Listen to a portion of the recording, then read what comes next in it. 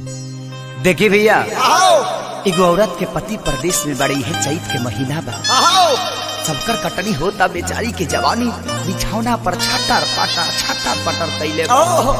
औरतिया बड़ा तकलीफ में बिया, कहतिया कि चैत के लहर कहर बहुते बढ़ावता, कि चैत के लहर कहर बहुते बढ़ावता,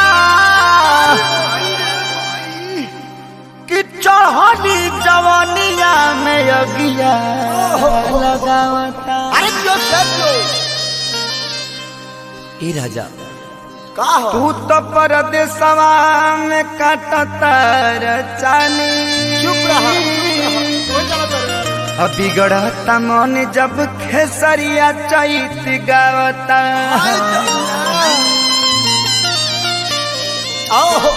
देखियो का कहती है औरतिया भैया, कि घाम लागता रे राजा, एगो छाता और अरे घाम लागता,